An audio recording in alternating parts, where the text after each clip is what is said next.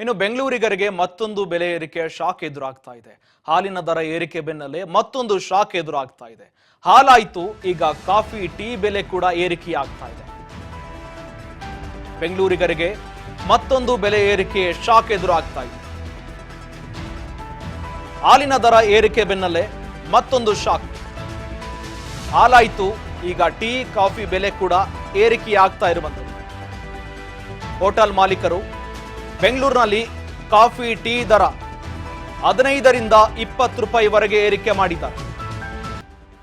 ಈಗಾಗಲೇ ಕಳೆದ ಬಾರಿ 2 ರೂಪಾಯಿ ಏರಿಕೆ ಮಾಡಿದ್ದ ಪೈಕಿಯಲ್ಲಿ 10 ರೂಪಾಯಿ ಇದ್ದ ಕಾಫಿ ಟೀ ಬೆಲೆಯನ್ನ 12ರಿಂದ 15 ರೂಪಾಯಿವರೆಗೆ ಏರಿಕೆ ಮಾಡಿದ್ರು. ಈಗ 4 ರೂಪಾಯಿ ಏರಿಕೆ ಮಾಡಿದ್ದಾರೆ. ಇದರ ಪೈಕಿ 15ರಿಂದ 20 ರೂಪಾಯಿವರೆಗೆ ಏರಿಕೆ ಮಾಡಿದ್ದಾರೆ. ಕೆಲವು ಕಡೆಗಳಲ್ಲಿ 15 ಇದ್ದಿದ್ದು ಈ ದಿನಗಳಲ್ಲಿ 15 ಇದೆ.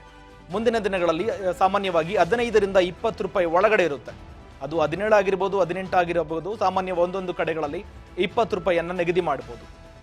ಈಗಾಗಲೇ 4 ರೂಪಾಯಿ ಏರಿಕೆ ಮಾಡಿದ್ದಾರೆ ಹಾಲಿನ ದರ ಸೇರಿದಂತೆ ಮೊಸರಿನ ದರವು ಕೂಡ.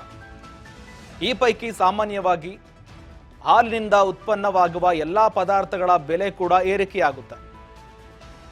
ಅದರ ಪೈಕಿ ಕಾಫಿ ಟೀ ಬೆಲೆಯನ್ನ 15ರಿಂದ 20 ರೂಪಾಯಿವರೆಗೆ ಏರಿಕೆ ಮಾಡಿದ್ದಾರೆ.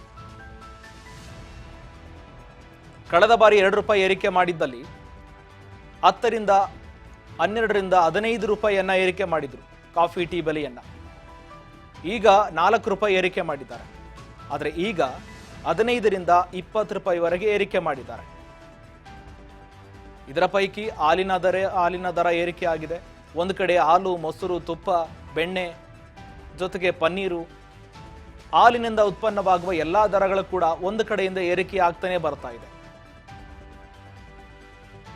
ಆದರೆ ಈ ಹಾಲಿನ ದರವನ್ನ ನಾವು ರೈತರಿಗೆ ಕೊಡ್ತೀವಂತ ಕೂಡ ಹೇಳ್ತಾ ಇದ್ದಾರೆ. ಆದರೆ ಇದೆಲ್ಲ ಕೂಡ ಜನಸಾಮಾನ್ಯರಿಗೆ ಒಂದಾದ್ಮೇಲೆ ಒಂದರಂತೆ ಹೊರೆ ಕೂಡ ಹೆಚ್ಚಾಗ್ತಾ ಇದೆ.